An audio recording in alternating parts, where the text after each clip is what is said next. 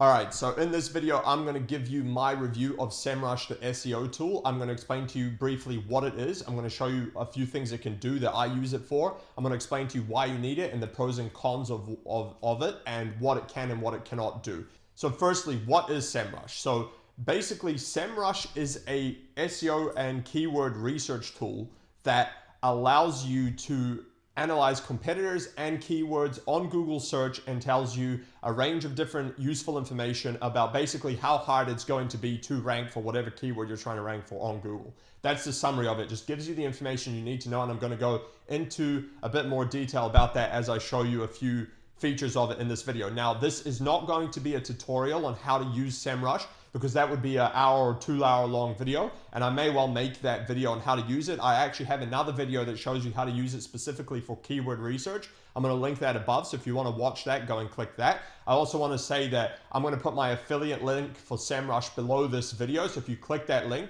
you're going to be able to get a 7-day free trial for Semrush, and if you sign up, I'll get a small commission, but it won't cost you anything. So just being upfront about that as well. So if you want to get it, either click that link, or if you don't, then just go to semrush.com and you can get it there. Now, why do you need Semrush first of all, before we go into any features or anything? So why don't you just use Google Keyword Planner, which is free and you don't pay for anything? Well, here's exactly what's going to happen if you do that. So you're going to find a keyword that you want to rank for. You're going to spend hours, and probably more than hours, optimizing your site for it, making backlinks. It's going to take you forever doing all this work. Then you're going to wait 6 months or so for it to rank, because that's how long it's supposed to take to rank on Google, right? And then it doesn't rank, and you're going to wonder why. Well, the reason why is because the keyword you're trying to rank for is probably KD, keyword difficulty score of 99. It's extremely difficult to rank for, and you didn't know that because you didn't want to spend $120 to get Semrush. And basically, what's happening is, without a tool like this, you are going to be flying blind, and you're competing against people like me who do have these tools and do have the information to know which keywords to go for. And basically, we have a massive leg up on you because we have information that you don't. So that's why you need it, okay? You need some kind of tool to tell you this information. Otherwise, you have no idea what's going on. So basically, you're going to be wasting time and money while we just go straight for keywords that get results. That's why you need it. Now, why Semrush? What exactly does Semrush do? So there's a number of key features that I personally use in Semrush. Like I said, I'm not going to go into every single feature, but there's a couple of key features here that it does. First of all, keyword research. I'm going to give you an example of what that means. Let's type in a keyword. Let's just say plumber, and I'll show you how this works. So you want to rank for the keyword plumber. Well, Semrush is basically going to give you all the information you need in order to decide what you need to do to rank for that keyword. So you can select what country you want to rank for. Let's say it's Australia, United States, wherever you want to rank for. It's going to tell you how many people a month search this. It's going to give you its estimation of how difficult it's going to be to rank for this keyword. It's going to give you the global volume of how many people search this keyword globally. It'll give you the search intent of the keyword, which is extremely important to know. I've got a video on that. I'm going to link above. You should watch that if you don't know what search intent is. It's crucial for SEO now. It's going to give you an estimation of what the cost per click would be if you were to run ads for this, the trend of this keyword, a few other details. Now, what happens is it also gives you keyword variations of different keywords relating to this keyword. So it gives you things that you can go after as well. And what it basically is saying, these are relevant to what you searched. You should try and do these too. And you can open that whole list here. You can see there's 110,000 keywords relating to plumber. And you can see the volume of all of these keywords, of all the variation. Like this is the keyword variations. And then the total volume is 600,000 people from Australia. Now, you can also see questions that people ask relating to the keyword you searched and other related keywords. So these are a bit more broad, and I'm going to go into that in a minute. And then if we scroll down here, you can see the actual analysis of Google search. So this is Semrush's basically screenshot of Google search. And what it does, it gives you all these stats that you're going to need to know as well to rank. So for instance, what is the page authority score of the competitors who are on page 1? How many referring domains do they have? How many backlinks do they have? Those are the 3 key things you need to look at, because if you have a bunch which have a huge page authority, heaps of referring domains and heaps of backlinks, and that's all of these results on page 1, then the problem you have is it's going to be extremely difficult to rank for that keyword, and you would not know that if you did not have this tool. So that's basically why this is so important. So That's a summary of the keyword research. This actually goes even further into it if you use the keyword magic tool, or you click one of these, which is the same thing. It'll take you to the same tool. Basically, it's going to give you the whole list of different variations, which you can filter and find out exactly what kind of keywords you want. Do you want exact match, phrase match, broad match, questions, the difficulty score, and so on. Like I said, if you want to know the details of how you should actually do this, go watch my keyword research video with Semrush, and you can also watch my case study video of how I got my blog to 28,000 users a month. I'm going to link that one up as well. I used Semrush to do that. I showed you how I did it. That's a brief overview for the keyword research. Now, another thing it allows you to do is to actually throw a competitor into the search bar, and it'll analyze the competitor for you. So for instance, let's just go to google.com and we'll just select a plumber from Sydney, and we'll just throw it in as an example. I'll just type in plumber Sydney. Let's pick up whatever the first one is. These guys, proximity plumbing. We'll throw them in here. Now watch what's going to happen. It's going to give us an analysis on these guys and everything you need to know. So it's going to tell us how many backlinks they have, an estimate of how much traffic they're getting, what their authority or domain score is. There's a chart of their traffic and how they've been doing. Now it gives you all the keywords that Semrush can pick up that they actually rank for, and you can see here a whole list of these keywords as well that you can go in here, and it gives you some other stuff. Usually you won't even really look at this. Primarily you're going to be using this if you do SEO or anything similar to how I do it. So if we click this, what's going to happen is it's going to give us a whole list of keywords that Semrush has picked up that these guys rank for. And so what's good about that is this will give you some ideas of where you can also rank your website for some of these keywords as well. So you can get keyword ideas from here, and it also tells you where they ranked for these keywords. So you can see like exactly what position they're in. If we scroll down here, you can see position 1 for a lot of these. If we keep going down, obviously we found them on page 1, so these guys seem to be doing a decent job. But you get the idea. Now you can actually filter these by certain keywords. You can do by position. So if you want to see like their lowest positions, you can filter by volume, by difficulty score, and so on. So it allows you to see all these things. Now, if we go back to their domain overview, it also gives us all of their backlinks that Semrush has picked up. So if we go into here into backlinks, we can click that, and it's actually going to give us a list of all of the backlinks that they actually rank for. So again, this is information that you wouldn't have, or you would struggle to find if you didn't have a tool like this. You would spend hours trying to figure out what backlinks they have if you could even do it at all. Whereas here you just get a full list and you can see exactly what's going on here. So basically what you could theoretically do is go through this list and try and get listed on most of these websites as well to try and compete with them. So that gives you an idea of that. Now what you can also do, and this is quite interesting, is you can do keyword gap and backlink gap. So these are two interesting competitive tools. If we go into keyword gap, let's pick that one and let's pick these guys. We'll put these together, and what's going to happen is this is going to show us what keywords are missing from one website to the other. So if you were one of these websites, you'd throw your website in against a competitor, and it's going to tell you what keywords they rank for, you don't, or in the different positions. So you can see here, these guys for plumber rank number 14, and these guys rank number 70. And then you can go down this list and you can see who's better, who's worse, who's got keywords, who doesn't. And then you could basically plug any holes of keywords that you don't have that they have by going through this list. Now, similar principle here with the backlink gap. It's also going to show you what crossover there is of backlinks. If you want to compare to a competitor, it's going to show you their backlinks, your backlinks, and where you compare where you have backlinks and where you don't. And you can see here that it shows you how many links there are on each of these here. You got one link there, you got 68 coming from these guys there. These guys have 0. So basically you go down that list and you can see the gap between the two different keywords. So that's a couple of things you can do with competitor analysis. Now, you can also actually SEO audit your own website. So basically, you would click here, site audit. So let's use one of my sites that I've already set up as an example, my blog. Let's click that. You would set that up as a project here, and it would do tracking and it would analyze your website and let you know what's going on. So you can see here, if you click it, you can see the site and it'll give you all the stats, different errors, different warnings, notices, things you need to know. It'll break it down, all these different things that you should know, issues with mixed content, broken internal links, so on and so on. Basically, it'll just give you an overview of what you should fix on your website. If there's any issues and so on, you can go through and fix these instead of manually trying to find all of this stuff.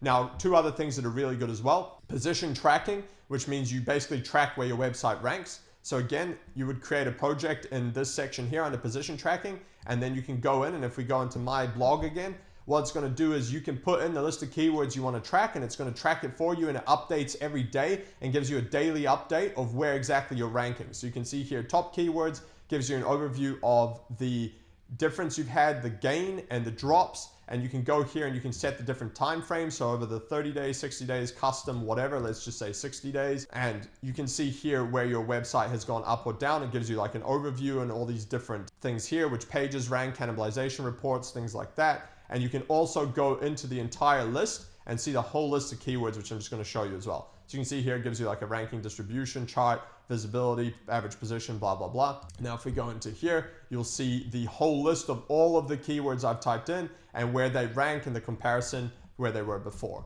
And so this tracks it. And now along with this, you can also print this into a report. So if you go into this left section, you got my reports. You can basically make this as a report that spits out a PDF. Let's say if you've got clients, you want to send them a ranking report, you can track their websites, you can make a report in here and it will spit out a ranking report. Let's say, for instance, I'll show you what that looks like. If we click one of these, you basically customize this report to do whatever you like, but you can see here I put in the keyword rankings and it spits out a example of a report here and the date range and the difference. So you can use this for yourself, you can send it for clients, whatever. So those are some of the key features that I use by far. Those are the main ones that I use when I use Semrush. Now, a couple of pros and cons with regards to Semrush. So obviously everything's got pros and cons. In terms of pros, what happens is Semrush gives you a lot of extremely useful data that is basically essential for competing on Google that I've just covered here in this video. I've given you some examples of what that is. Basically, everything I've shown you here is the stuff you're going to need to know. You can obviously find keywords through competitors that you may not have otherwise known. So like I showed you earlier, if you throw in a competitor's website up here, like these guys, it gives you that list of keywords. You can find keywords in here that you may not have otherwise even known to search for, may not have even shown up in the recommended keywords that Semrush gave you, but you can find some here that they're ranking for and they get decent volume and you can show up. What it also does is it's going to give you a very good idea of how hard the keywords is going to be to rank for. That's this KD score, keyword difficulty. So you can get a pretty good idea of approximately how hard it's going to be to rank just based off that score alone. And you can also see the competitor backlinks, obviously, and more, which will give you a good idea. Now, a couple of cons with Semrush.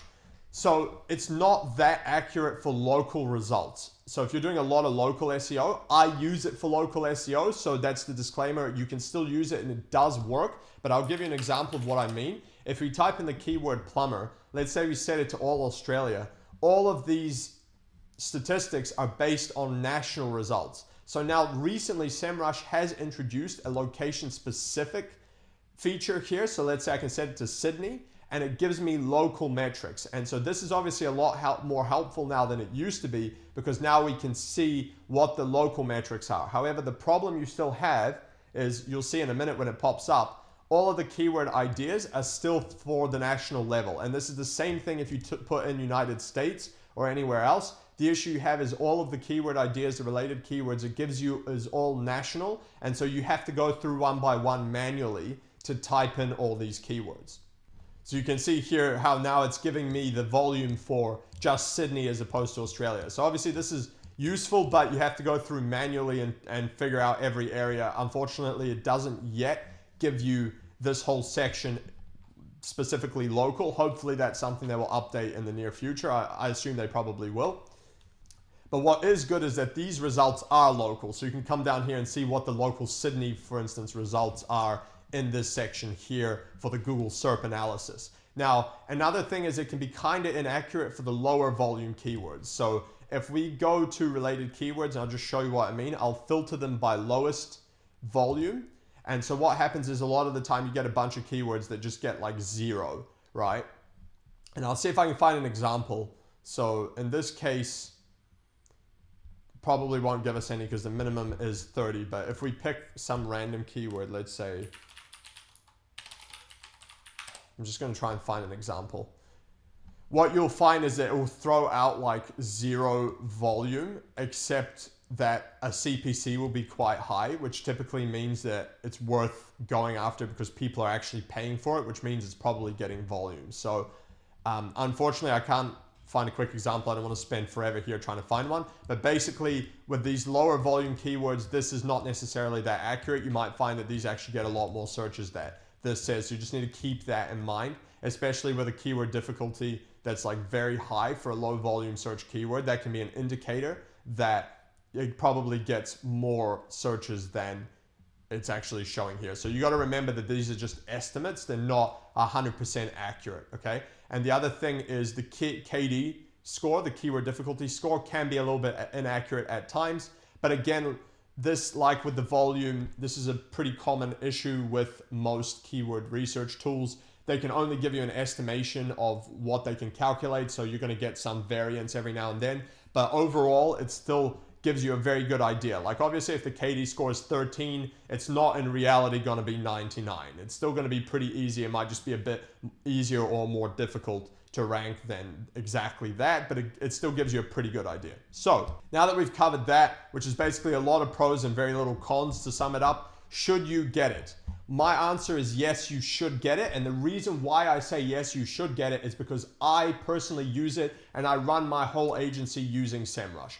I've seen other people who claim they use a bunch of different tools. I've got a whole arsenal, blah, blah, blah. Maybe they do, maybe they don't. I don't know. The simple fact is that I use Semrush 99% of the time for everything I do. I manage a bunch of clients' websites and we're on page 1. That's the reality. I guarantee results. Semrush works because I'm using it. I'm on page 1. It works. So that's as simple as that. If you don't get a tool like this, so even if you don't decide to get Semrush, you want to get a different tool. If you're not using any SEO tool, which this is a side point, then you're basically screwed. Because people like me are using tools like this. We've got access to this information we can get in split seconds. It's going to take you hours to find, if not at all, if you can even find it. And so you just stand no chance, basically. So you're going to need a tool. And if you're going to get a tool, I recommend you get Semrush. Like I said, because I use it, otherwise I would not be recommending it. So now that we've got that out of the way, I'll just quickly cover the pricing so you know what you're looking at. There's a couple of different options. Honestly, if you're just starting out, which is probably why you're watching this video, just go for this pro plan. You're not going to need more of these. I recently upgraded to Guru and I manage a few clients' websites. And the reason why I upgraded is simply because I can't track enough projects in the pro plan for how many I'm managing. So I upgraded to Guru. You don't need that unless you've got a bunch of websites that you're managing that you're all of a sudden going to switch over to Semrush, which I'm assuming is probably not the case. So just get the pro. That's going to have all the features you need. You don't need to overcomplicate this. Once you get more than 5 projects that you're tracking or working on, get a couple clients or your own websites, then you can upgrade to Guru, get a bit more keywords that you can track, get a bit more projects you can add and things like that. I would recommend you don't get too stuck up into these features. Honestly, I had the pro plan. I didn't need any additional features or anything like that. So just don't worry about it too much. Honestly, you don't get too stuck up on all these little things. Just get the pro plan, start using it. And like I said, if you want to do it, you can get a 7-day free trial if you click my affiliate link below. So that's it for my review for Semrush. I highly recommend you get it, as I said, and why I recommend you get it is because I use it. It works. Just get it. My affiliate link is below. Be cool and click that link. If not, just go to semrush.com and just get it there. But you can get a free trial through my affiliate link below. Otherwise, that's really it for this review. Just get it, and then you're actually going to stand a chance competing with people like me on Google search. Catch you on the next one.